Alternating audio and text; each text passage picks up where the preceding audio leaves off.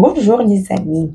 Dans la vidéo précédente, on a construit notre carte du ciel et on a ouvert un portail vers l'univers d'astrologie. Maintenant, il est temps de découvrir les créatures qui y vivent et surtout comment lire cette carte. Aujourd'hui, on ne va pas simplement parler des signes du zodiaque, on va les ressentir, faire connaissance avec eux. Parce que chaque signe, ce n'est pas juste un symbole d'un horoscope. C'est un archétype, un personnage, une personnalité avec qui tu peux devenir pote ou te prendre la tête. Et tous les signes sont liés à 4 éléments naturels. Un savoir très ancien, millénaire. Chaque signe appartient à un des 4 éléments. Le feu, la terre, l'air et l'eau. Les éléments. Le feu, ce qui enflamme. Élément feu, c'est l'énergie brute, l'élan vital, la passion. Ils ne réfléchissent pas trop, ils agissent, quitte à le regretter après. 3 signes zodiaques qui appartiennent au élément feu. Bélier, Lion et Sagittaire. Bélier, c'est le pionnier. Une étincelle qui déclenche un feu de camp. Premier signe de zodiaque. Impulsif, franc, honnête jusqu'à l'os. Son mantra, on y va. Lion, plus une étincelle. C'est un brasier. Théâtral, généreux, magnétique. Il ne réclame pas l'attention. Il est né pour briller. Sagittaire, le feu qui t'appelle à l'aventure. Philosophe, voyageur, chercheur de sens, épris de vérité et de liberté, parfois à l'extrême. L'élément la terre, ceux qui bâtissent. L'élémentaire, c'est le concept, le concret. Les réalistes, les fiables, ceux qui savent le prix des choses et du temps. 3 signes d'élémentaire, taureau, vierge, capricorne. Taureau, c'est le paradis terrestre. Il aime le confort, la beauté, le plaisir. Ne le presse pas. Il suit son propre rythme. Il le vent vieillit évidemment. Vierge, l'archétype du réel. Détail, ordre, utilité. Elle ne critique pas, elle veut améliorer. Ok, parfois pas au bon moment aussi. Capricorne, le sommet de la montagne. Ambition, discipline, stratégie. Il vise loin, très loin, agit lentement. Extérieurement froid, mais solide comme un roc. L'air, ceux qui pensent. L'élément air, c'est les idées, les mots, les connexions. Avec eux, tout semble léger, mais rien n'est vraiment simple. 3 signes de zodiaque de l'élément air. Gémeaux, Balance, Verseau. Gémeaux est une discussion de 2 heures juste en allant chercher du pain. Il est rapide, curieux, vif. Il pourrait parler en frigo ou en télé s'il n'y a personne d'autre. Balance, c'est un équilibre. Esthétique, diplomatie, hésitation. Toujours en train de peser le pour et le contre. Elle veut que tout le monde soit bien, même si elle-même ne sait pas ce qu'elle veut. Verseau, génie ou fou.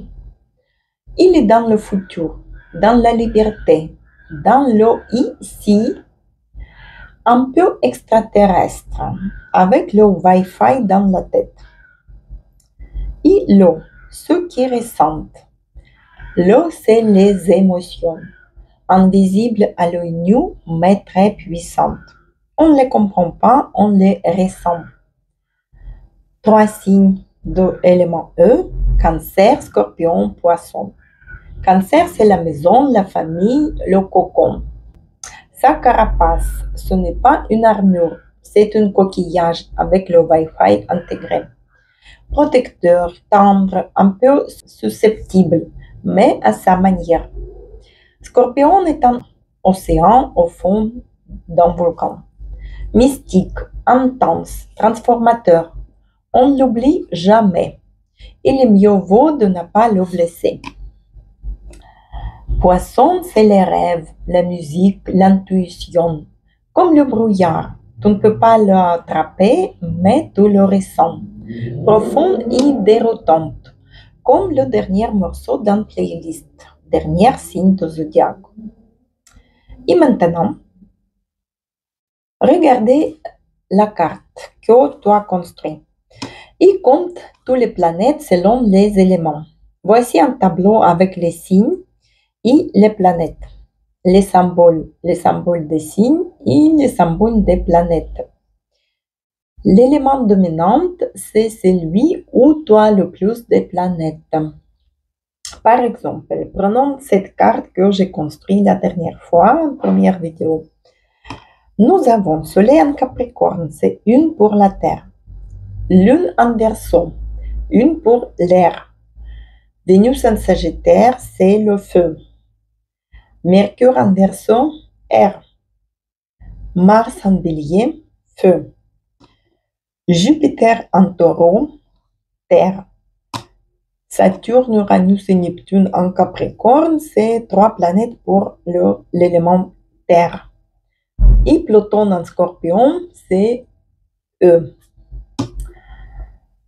Et donc, nous avons feu 2 planètes, terre 5, air 2 et E 1. Donc ici, la terre est l'élément dominant.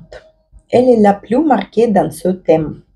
Aussi, les éléments sont avec l'énergie masculine et l'énergie féminine. Nous avons 2 éléments masculins et 2 féminins.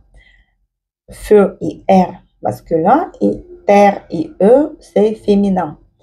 Ici, on ne voit pas trop de différence. Il y a 4 planètes masculines, d'énergie masculine et 6 planètes d'énergie féminine. Si c'est la carte d'une femme, c'est merveilleux parce qu'il y a quand même cette énergie féminine qui est très présente dans cette carte. Il y a intuition, il y a attention, tout ce qui ressemble à cette énergie féminine. Et oui, et l'élémentaire, oui, il est plus dominante.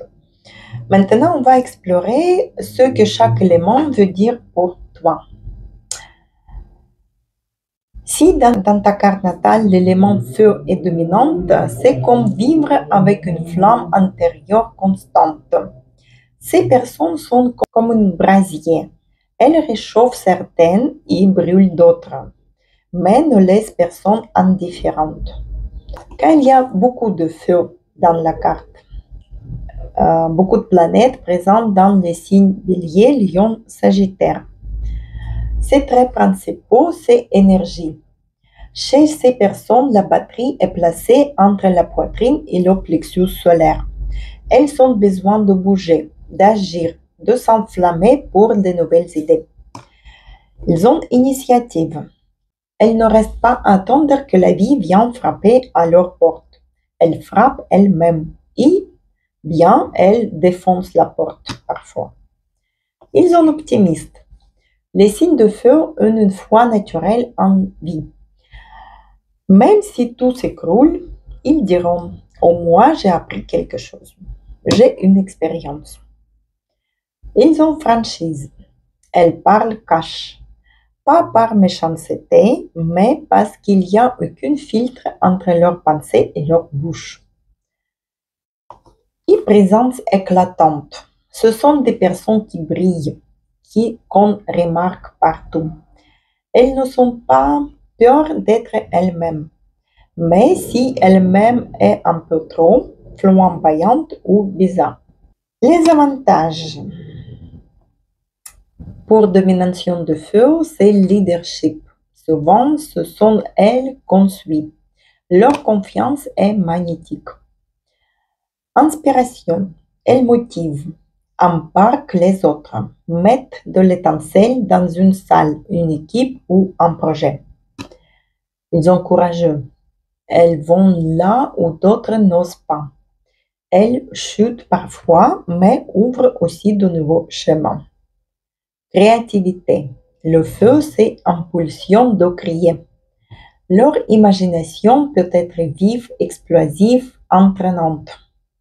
Et charisme, souvent naturel. Leur énergie attire les regards sans qu'elles aillent efforcer.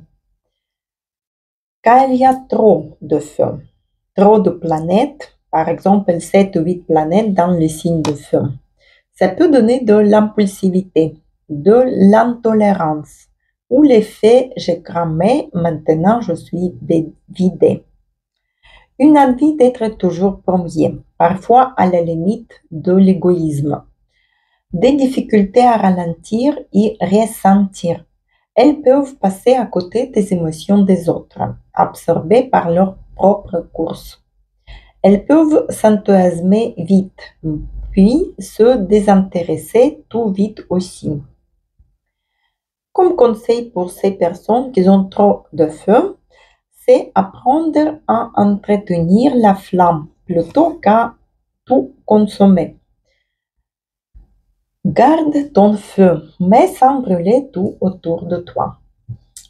Ajoute de la terre et de l'eau dans ta vie, des routines, des rituels, des profondeurs des émotions, ou juste s'entourer des personnes qui ont beaucoup de terre et l'eau qui vont un peu te mettre à la terre et aux émotions. Il faut mieux ralentir et écouter. Ce serait mieux si tu baisses un peu de volume et mettre son énergie au service de la création. Être plus créatif. Au contraire, si nous avons peu de feu, très peu de planètes dans les signes Bélier, Lion ou Sagittaire, ces gens sont moins d'impulsivité. Ces personnes réfléchissent plus avant d'agir. Ils sont plus réservés. Ils sont plus discrètes, moins démonstratifs. Elles gardent leur calme même dans les tempêtes.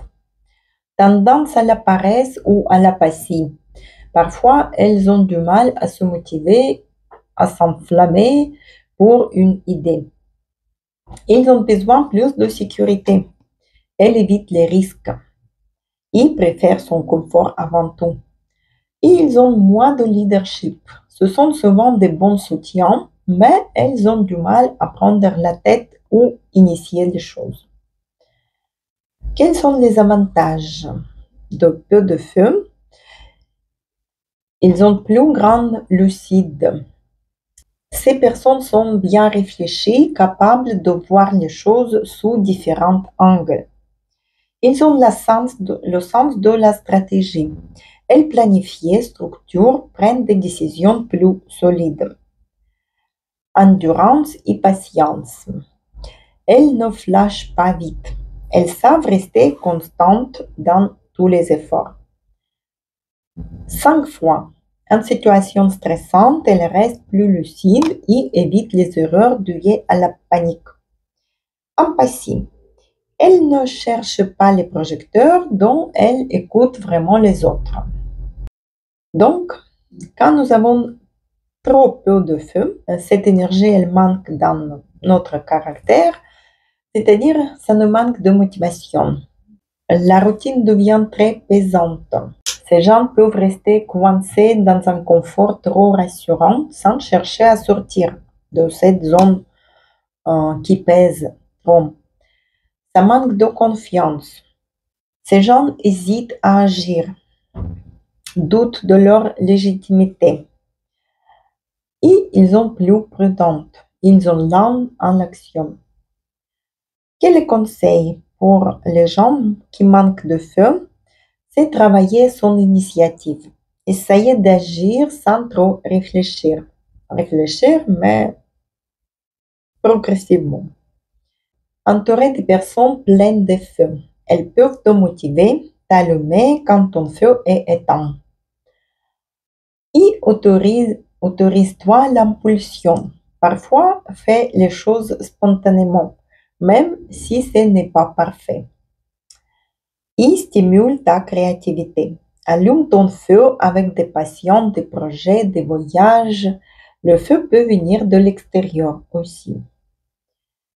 Et le top, c'est une carte harmonieuse entre les quatre éléments.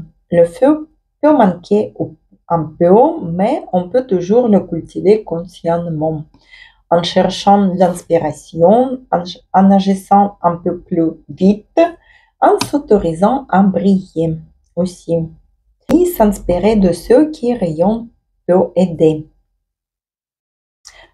L'important, ce n'est pas de devenir quelqu'un d'autre, mais de trouver comment exprimer ta propre lumière à ta manière. Prochain élément, la Terre. Les signes Taureau, Vierge, Capricorne. Si nous avons beaucoup de Terre dans l'horoscope, ces gens ont le pragmatisme. Ces personnes ne vivent pas dans les illusions. Tout doit être concret et utile. Elles ont le talent de transformer des idées en résultats matériels. Détermination. Les signes de terre visent des résultats à long terme, surtout Capricorne. Ils ne courent pas après des gains rapides. Leur objectif est de construire quelque chose de durable. Conservatisme. Un penchant pour la stabilité et les traditions. Ils ne changent pas radicalement la vie sans raison valable. Les méthodes éprouvées comptent pour eux que les nouveautés. Stabilité. Ils affrontent les changements avec calme et résilience. Savent s'adapter et surmonter les obstacles avec persévérance. Patience. Ils savent attendre le bon moment pour agir de manière efficace. Cela leur permet d'avancer à leur rythme, sans être perturbés. Sens pratique et économie. Ils aiment garder le contrôle, savent gérer les ressources, l'argent, le temps avec intelligence. Bien sûr, les avantages d'avoir beaucoup de terre dans son horoscope, c'est durabilité. C'est le savoir construire et entretenir. Réussite fréquente dans la carrière, les affaires ou les relations. Fiabilité. On peut compter sur ces gens-là. Ils assument les responsabilités avec précision. Santé et endurance. Souvent robustes physiquement, ils prennent soin de leur bien-être, alimentation et son activité physique. Création de valeur matérielle, que ce soit argent, maison ou organisation de sa vie, la Terre aide à mettre les choses en place. Soutien pratique, ils trouvent rapidement des réponses efficaces grâce à leur bon sens et leur expérience. Quand il y a trop de Terre dans l'horoscope, 7, 8 planètes dans les signes de Terre, ça ramène déjà un entêtement. Ils peuvent s'enliser dans les vieux schémas, refusant le changement même quand il est nécessaire. Besoin excessif de contrôle, ils contrôlent tout, trop attachés au monde matériel. Et ils peuvent avoir du mal à lâcher prise. Trop de prudence peut freiner la prise d'initiative et faire rater des opportunités. Difficulté à exprimer ses émotions. Leur approche pratique peut les rendre émotionnellement fermés, un peu froids. Quel conseil pour eux? C'est ouvrir au changement, surtout accepter les changements et avoir toujours la place pour les nouveautés. Apporter plus de légèreté, soit plus souple, développer l'empathie, accepter l'inattendu, s'entourer des gens qui ont plus d'air ou de feu dans leur thème et stimuler la créativité. Pas que créativité rationnelle, pas matérialiser les choses, mais créer les idées, même plus étranges. Et dans la carte où manque la Terre, où il y a très peu de planètes dans les signes de Terre, c'est tout contraire, c'est légèreté, impulsivité. Ces personnes changent facilement de direction, changent ses avis. Ils ont du mal à terminer ce qu'elles commencent. C'est manque de sens pratique. Elles peuvent avoir des difficultés à gérer les aspects matériels, l'argent, stabilité, organisation, même la santé. Instabilité. La vie peut sembler plus chaotique ou déséquilibrée. Indécision, c'est difficulté à prendre des décisions fermes. Manque de confiance en soi. Tendance à rêver trop. Vivre beaucoup dans les idées, dans les illusions, dans l'imaginaire. Mais ils ont des avantages, c'est la souplesse et adaptabilité. Capacité à évoluer sans peur de changement. Créativité, bien sûr. Les émotions, liberté et mobilité.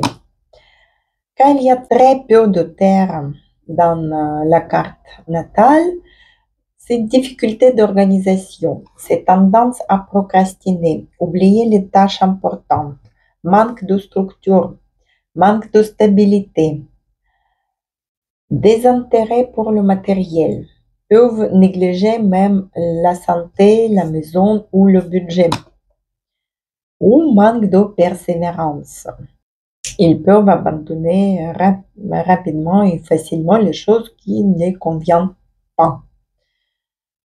Pour ces gens-là, il faut plus travailler la discipline, soigner le monde matériel, prendre plus de soin de soi, de son corps, de son foyer, de ses finances, renforcer les bases, fixer les objectifs à long terme, ce qui est important, et réaliser ces objectifs.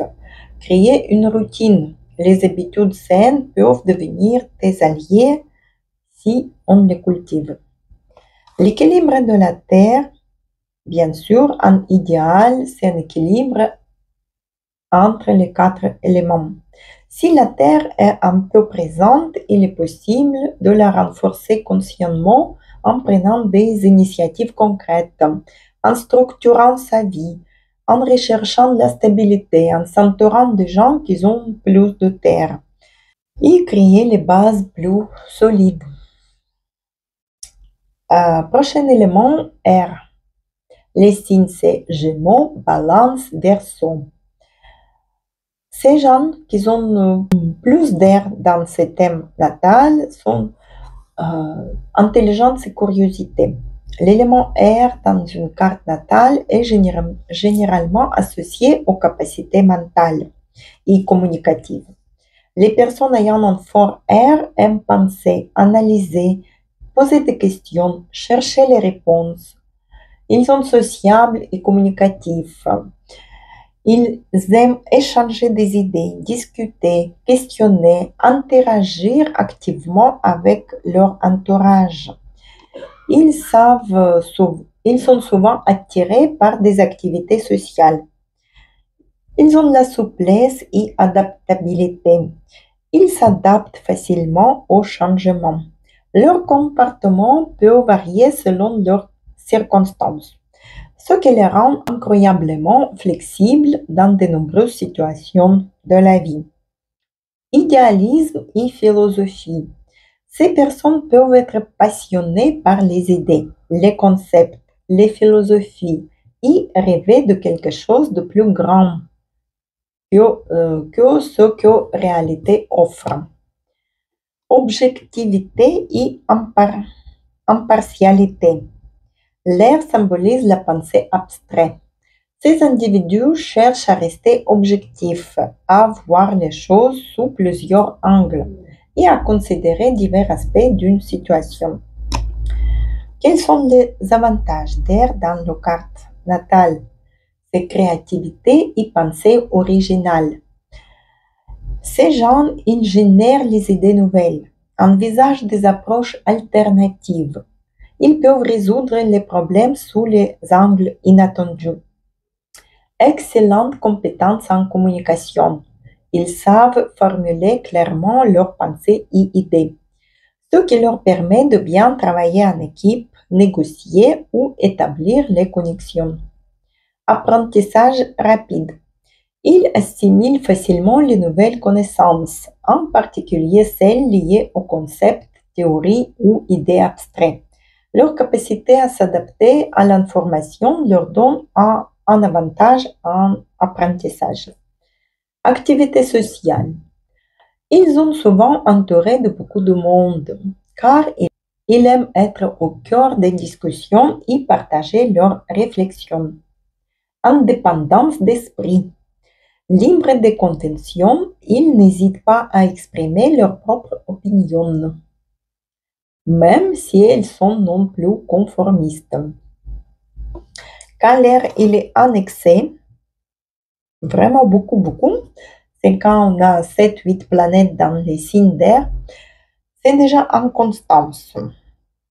C'est les personnes instables, changeant souvent d'intérêt, de passion, d'objectifs sans aller au bout de ce qu'ils commencent. Manque d'empathie et de profondeur. Leur focus sur les idées et la pensée peut les éloigner des aspects émotionnels et concrets de la vie, créant une certaine distance dans les relations. Difficulté de concentration. Leur esprit peut voler dans toutes les directions, rendant difficile la focalisation sur une tâche unique.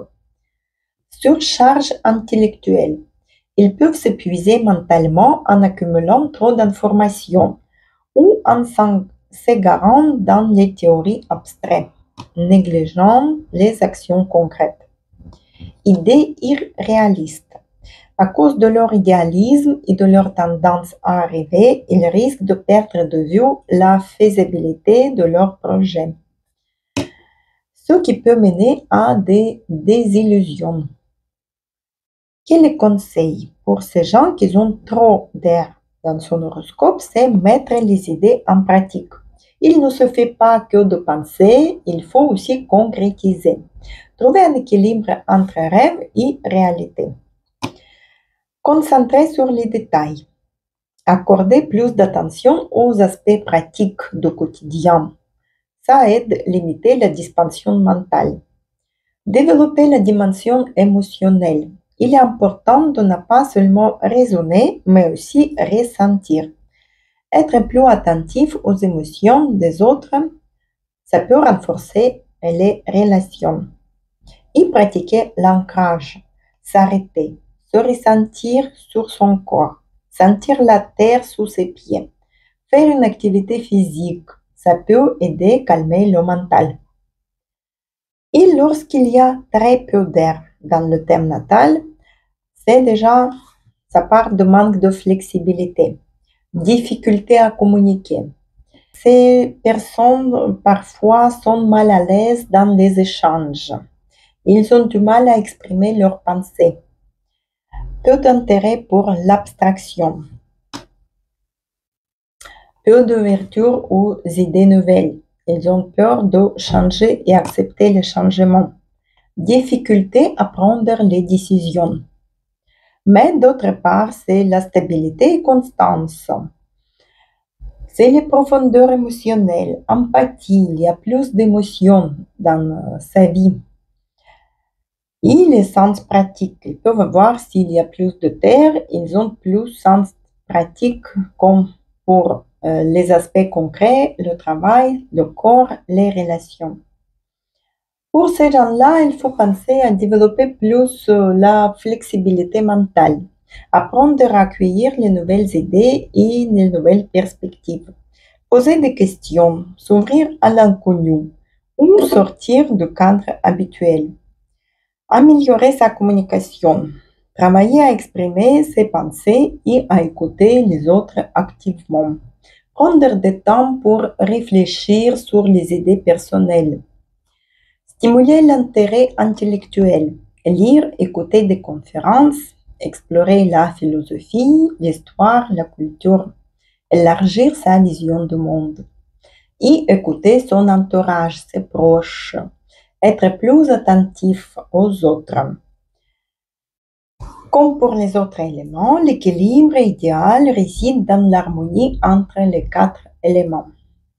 Si les personnes avec peu d'air gagneraient à cultiver plus de souplesse mentale, d'ouverture et d'échange, celles qui ont trop devaient changer à s'ancrer davantage, apporter attention aux détails ou reconnecter au réel.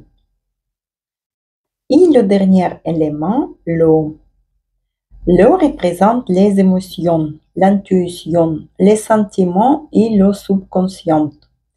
Tout ce qui touche à notre manière de ressentir, de percevoir le monde, de s'interagir émotionnellement avec notre entourage.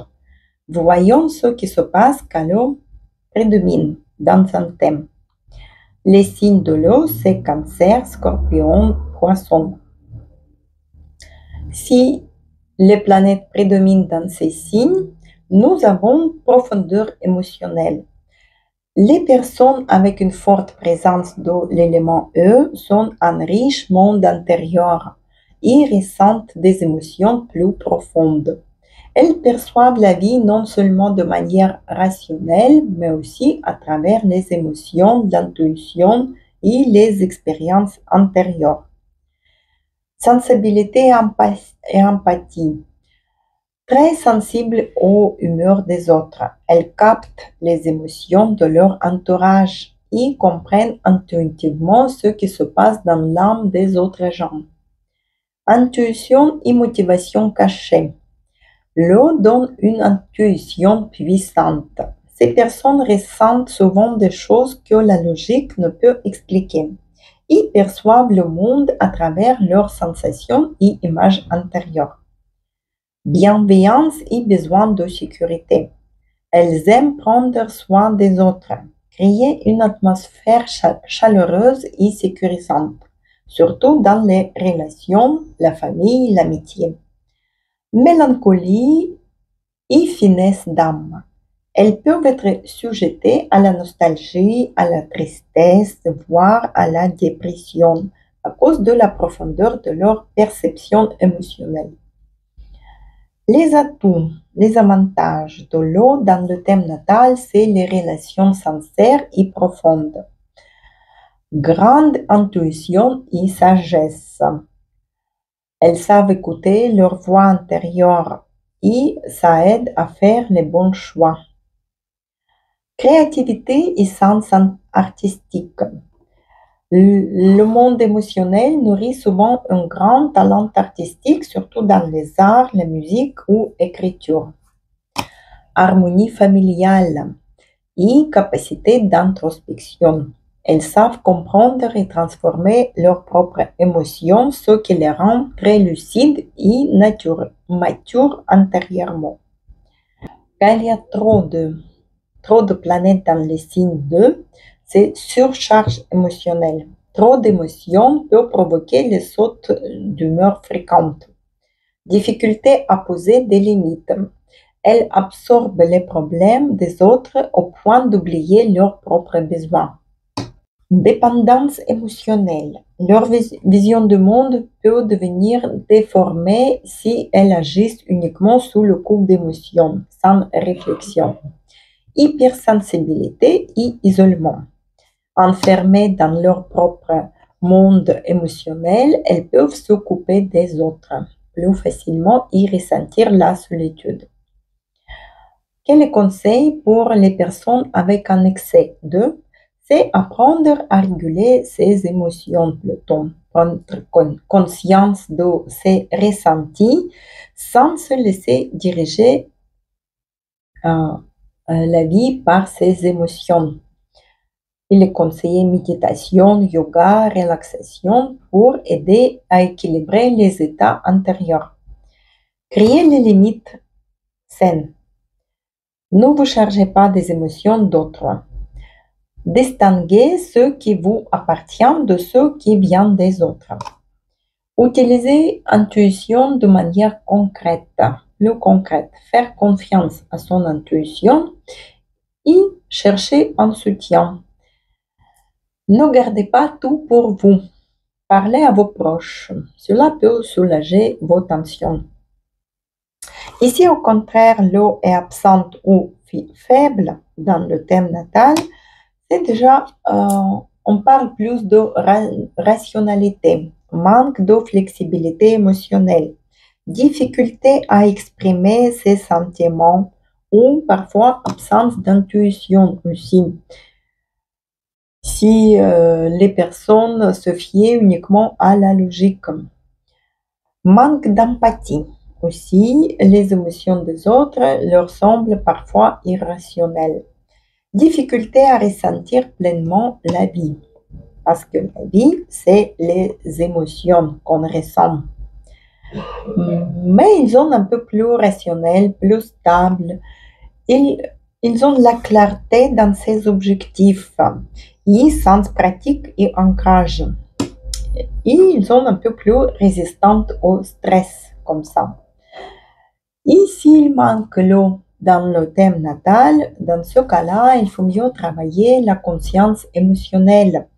Apprendre à écouter les émotions, les siennes et celles des autres. Essayer de comprendre ce que vivent nos proches. Exprimer les sentiments. Même si cela semble difficile, entraîne à dire ce que tu ressens. Développe ton intuition. Pratique la méditation, l'écoute intérieure, pleine conscience. Écoute aussi ton corps. Les émotions se manifestent physiquement. Et un idéal, c'est un équilibre entre toutes les énergies. C'est pour ça qu'il faut essayer les personnes ayant peu de gagneraient à développer leur sensibilité et leur empathie, tandis que celles qui ont trop devraient apprendre à se ressentir, se protéger émotionnellement et se connecter davantage à la réalité concrète. Voici ce qui concerne les 4 éléments et les signes du zodiaque, les planètes dans ces 4 éléments. Dans la prochaine vidéo, nous aborderons les croix astrologiques, ce qui est important aussi avant de débuter les planètes, les signes et les signes du zodiaque, les planètes et les aspects. Ainsi, je vous souhaite une bonne journée. À très bientôt. Bye bye.